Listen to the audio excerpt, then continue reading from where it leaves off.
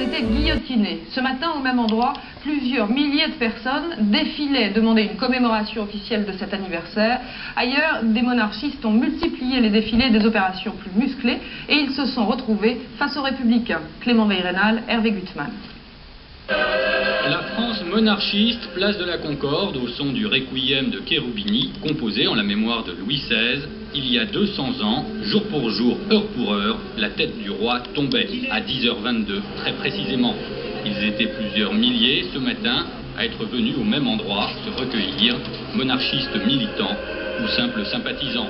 Une chose est sûre, la commémoration de la mort de Louis XVI, que la préfecture de police avait voulu dans un premier temps interdire, a été un succès. Si aucun officiel de la République n'a daigné assister à la cérémonie, l'ambassadeur des États-Unis en personne est venu déposer une gerbe de fleurs de lys en souvenir de l'aide de la France et de Louis XVI dans la guerre d'indépendance américaine. Mais les camelots du roi comptaient bien ne pas en rester là. L'actuelle place de la Concorde, l'ancienne place Louis XV, devenue à cette époque place de la Révolution. Et c'est là que se sont retrouvés aujourd'hui plusieurs milliers de personnes pour commémorer ce que Jean Raspail a appelé un sacrifice. Les pavés de la place étaient fleuris de blanc et un peu plus tard, une centaine de militants de l'Action française ont occupé symboliquement le Panthéon et les orléanistes ont assisté à une messe à Saint-Germain-l'Auxerrois. Reportage de Geneviève de Cazaux. 10h22, à l'heure et à l'endroit même où le roi Louis XVI mourut il y a 200 ans, des gerbes sont déposées, dont une de l'ambassade des États-Unis. Sur la place de la Concorde se pressent des milliers de fidèles au souvenir du roi, mais de descendants royaux ou de princes du sang, il n'y en a guère. Et si les messes ont fleuri dans toute la France et dans Paris, à chacun sa chapelle. Mon désir a été de rencontrer beaucoup de mes cousins, tant à la Concorde que à Saint-Germain-l'Auxerrois. Il est possible qu'ils aient eu d'autres obligations, et même s'ils n'ont pas tous prié dans la même église, ils ont peut-être prié d'un même cœur. Car le bicentenaire de la mort de Louis XVI n'a pas été l'occasion de réconcilier les différents courants monarchistes. Orléanistes, légitimistes, les différentes branches Bourbon se sont boudés par église interposée, chacun au nom de la légitimité. Il était midi à Saint-Germain-l'Auxerrois et au même moment, à la basilique Saint-Denis, le candidat des légitimistes fait son entrée sous les vivats.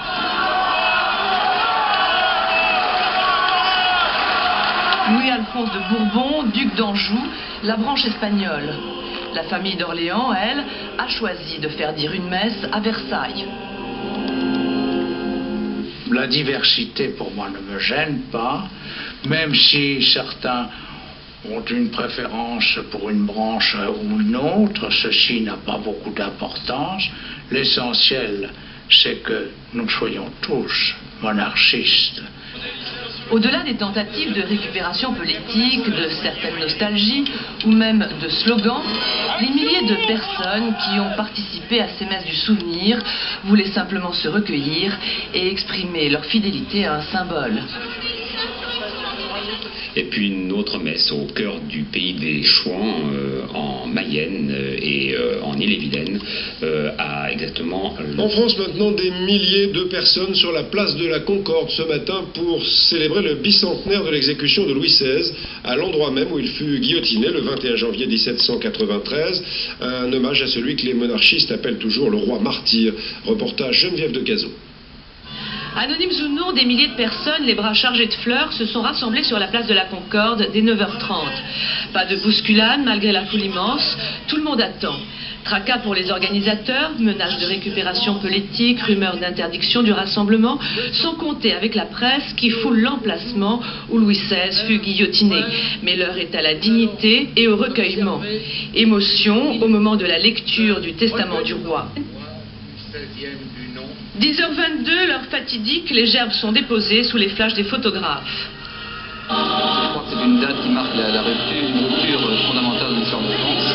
Je mets en doute la supériorité de la démocratie sur la royauté. Je suis par contre très heureux que le gouvernement des États-Unis ait tenu à honorer la mémoire de Louis XVI.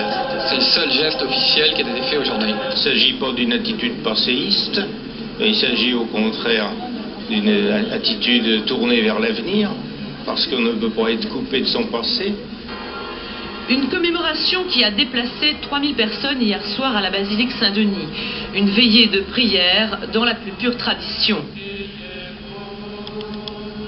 C'est simplement pour moi une cérémonie pour un acte qui me permettra de montrer que le roi n'est pas oublié aujourd'hui, 200 ans après. Et si on me pousse un peu, je crierai facilement vive le roi, surtout quand on voit tout ce qui se passe. Mais enfin, c'est pas... J'en fais pas un principe... Non, de drôle. Voilà, de Valence. Je pense que c'est important pour l'avenir. Si nos hommes politiques demain peuvent s'inspirer des mêmes notions de valeur, je pense que la France en tirera un grand bénéfice. Mais partout, malgré les provocations de tous bords, recueillement et dignité sont restés les deux seuls mots d'ordre. Voilà, on vient de voir l'hommage de la place de la Concorde et toutes les cérémonies organisées.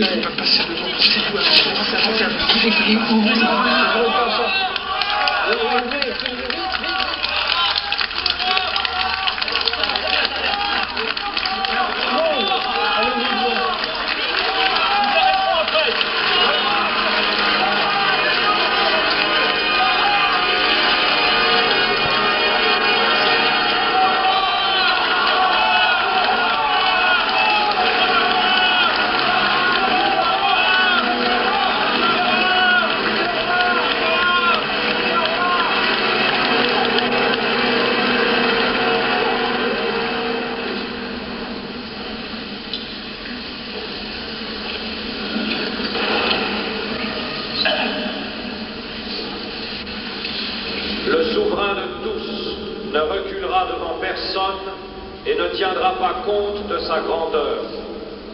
C'est donc à vous, ô prince, que vont mes paroles, afin que vous appreniez la sagesse et ne trébuchiez pas.